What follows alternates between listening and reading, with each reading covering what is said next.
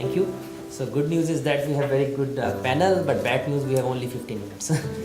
Okay, so you can start questions. So then I will we can ask our panel to answer your questions. Any question related to? Yeah, please.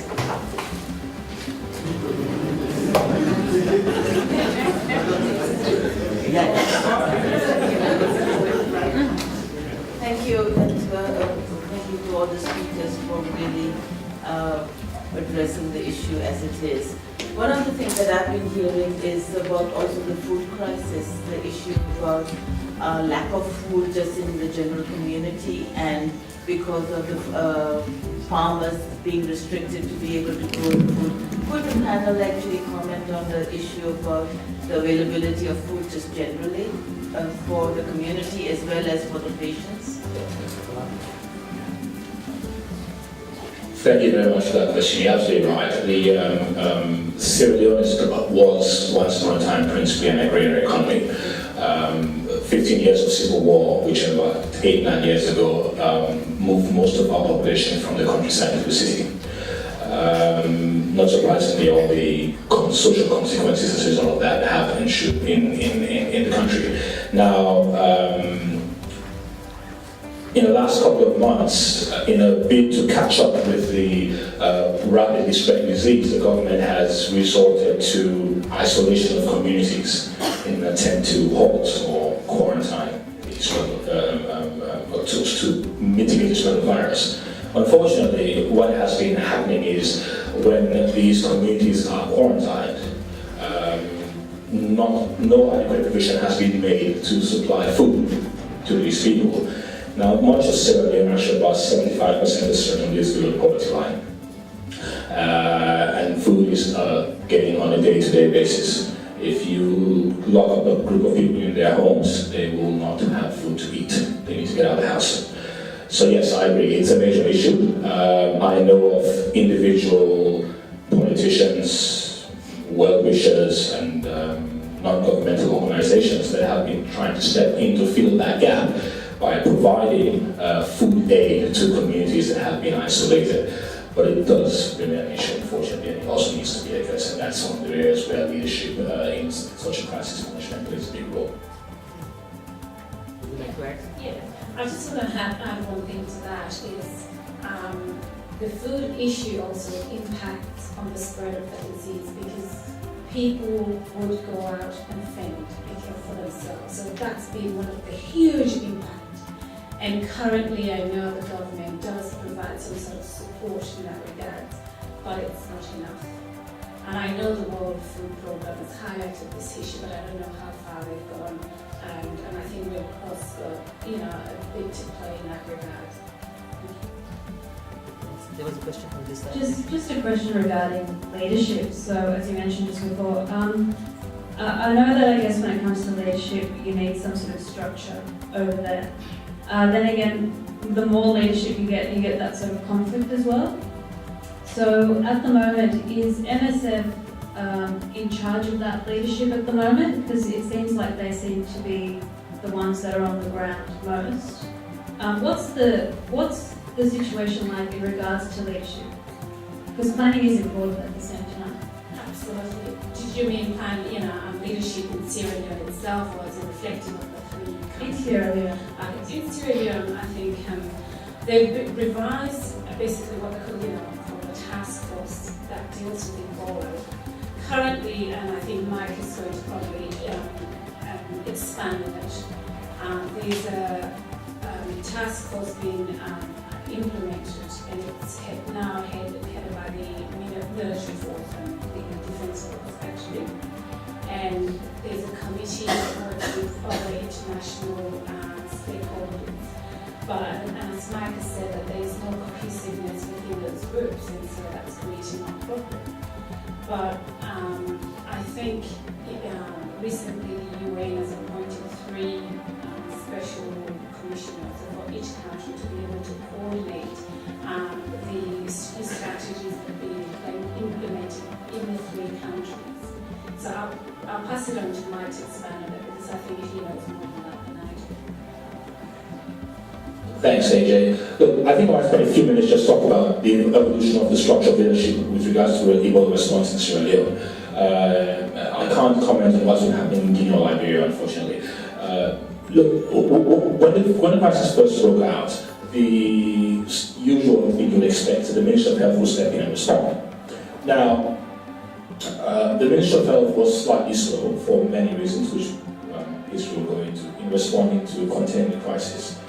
When Dr. Sheikh Umar Khan died, and when an MSF cried out for international help because they were struggling, the government of Sierra Leone set up what was an Ebola Action Committee that was led by the president by the head of state.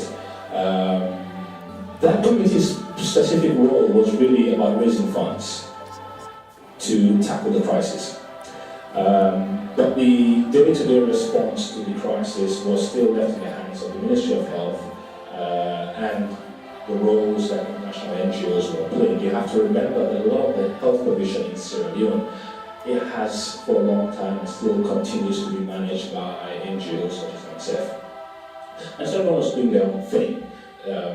Now, as the crisis has evolved, there's been a lot of political backlash about whoever is responsible. The former Minister of Health has been relieved of her duties, another one has been appointed.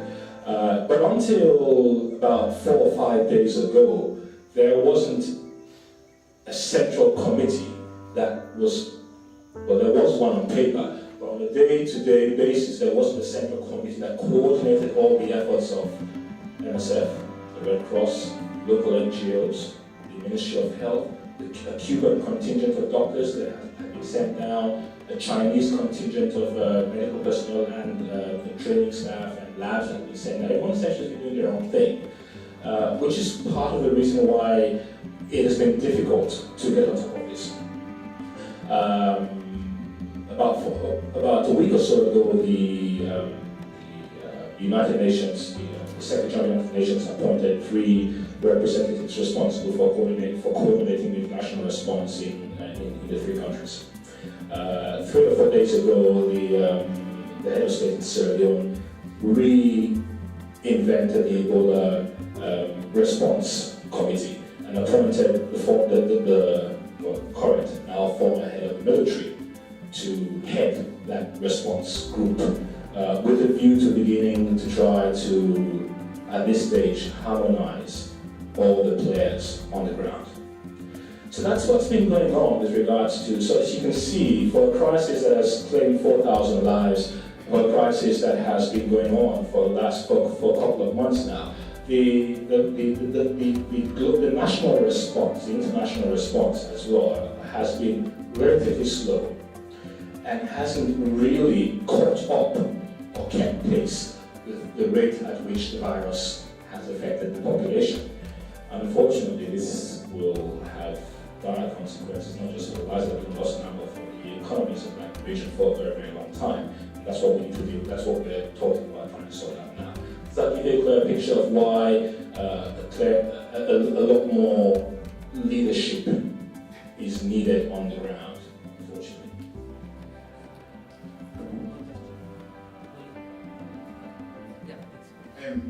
Thank you, Mr. Kamara. I just came back from Singapore in August. I was there from May till August. I think Mr. Kamara has touched on the main problem, because there was no leadership that is what got us to where we are in the first place. Yeah, like politicians would come, speak, even the former Minister of Health. When she's on TV or radio, she doesn't even seem to know what was going on. So there was no leadership. And Mr. Kamara has already spoken about leadership, so I'm not going to go into that. In the area of food, I think food is a very big problem, especially in Sierra Leone, where most people live by the day. They have to go out to the market, sell, buy food in the evening to feed their families. Now, whole districts have been quarantined for a couple of months. People can't move up. In towns like Cambia, Butloko, people have been quarantined for 21 days or more. They can't go out and they don't have food in stock. Like a week ago we have to do personal donations. We have to contribute about 50 bags of rice to Gambia and for quarantine homes, because people will always escape, go out and look for food. In the process, thereby infecting other people out there. So food is a major problem. If you want to keep people in quarantine in the same place for 21 days, you will have to provide them with food. Ironically, the police officers that are also deployed to guard those quarantine homes, of course, they themselves will be there for the whole day without food, no money to feed their families. There are cases where those police officers will take bribes, so they let people out of quarantine, go out, look for food, come back, thereby possibly infecting other people. Now, I'm not very optimistic about the change of leadership that Mr. Kamara is talking about. It's like just putting old wine in new bottles. It is the Minister of Defense that hasn't got a very good track record. And of course, the former minister that was sacked, the Minister of Health, is in an open relationship with the Minister of Defense that has been made the head of the Ebola thing. So like even the 117, the emergency calls or whatever, dead bodies will be there for days. So I think the problem is really leadership.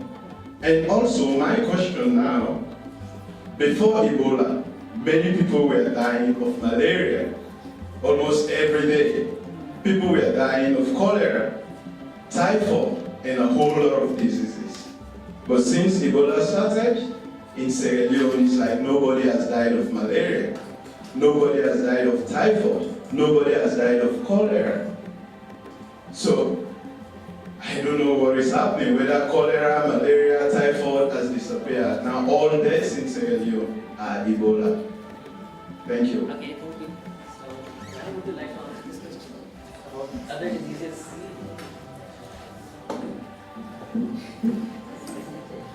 I mean, did you want an answer or was it a comment?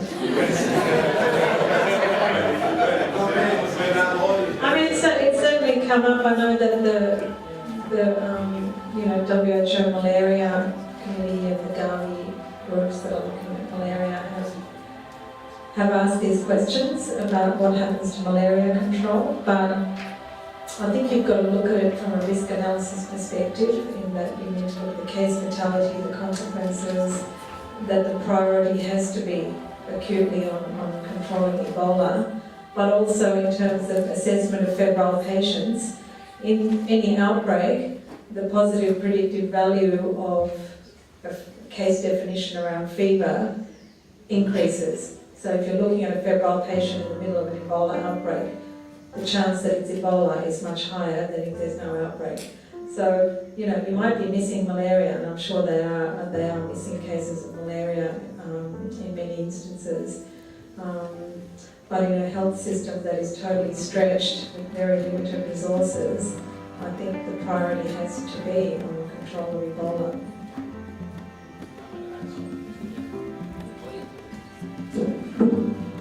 So I'd like to thank the speakers. I think it's been a great session, and also, receiving comments from the audience. It's been very insightful. So today, the students have been, done a great job in raising funds and, getting this on the stage, for the Sydney community. And I suppose what I wanted to pick up on is, there are people amongst the audience, maybe out of the wider community, that are perhaps feeling frustrated that they can't do more, aside from donating funds. Perhaps they're not medically trained, they don't have the capacity to go and be on the forefront of kicking out Ebola. So perhaps Ryder, maybe you could mention about how, make a comment about how other areas such as research can help contribute to stopping this too. Yeah, obviously research is important, and there's, ironically, after there's been cases of Ebola outside of Africa, there's suddenly a huge injection of funding into research into vaccines and drugs. But also other kinds of research are important as well, public health research into disease control efforts, modelling, and behavioural research and so on. But I think, I think Mike made a comment earlier about people not being able to go. There are lots of Australians who are going through agencies like MSF and WHO, and when they deploy through those agencies, they get arrangements for evacuation. So, yeah. So it is possible. And UNSW is part of a network called ARM. Tomorrow we're having an infection control workshop for ARM members because many of them are deploying to West Africa. So anyone who's interested, just look it up, www.arm.org.au.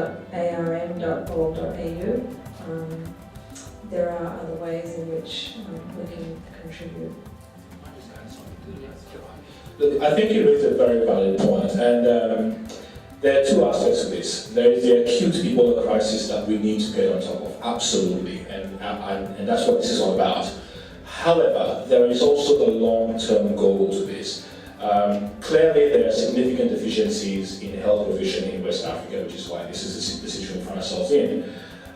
The fact that people like Martin Walton here is a very clear example. UNSW has invested a lot of time and effort in creating partnerships with West Africa.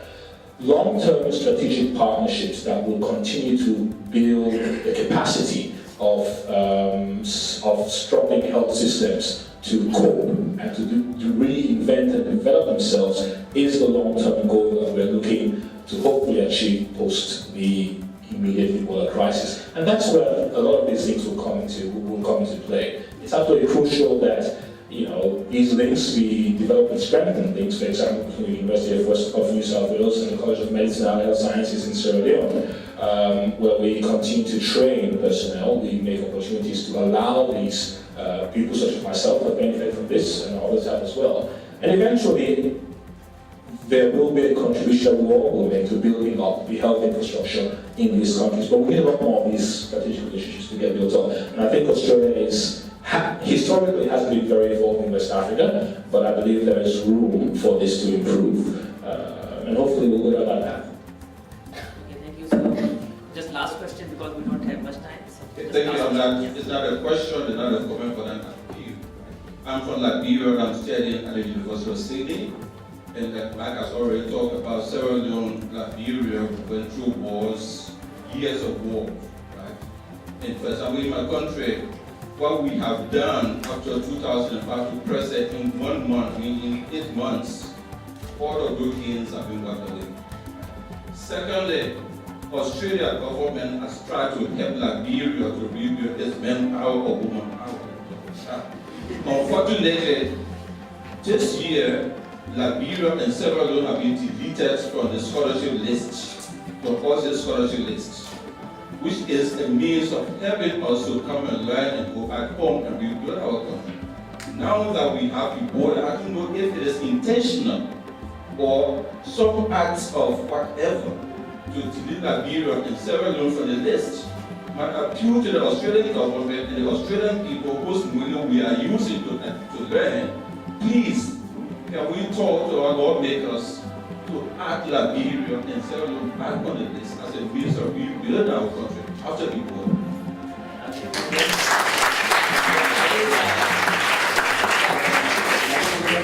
So I request you to please join me. Thanks.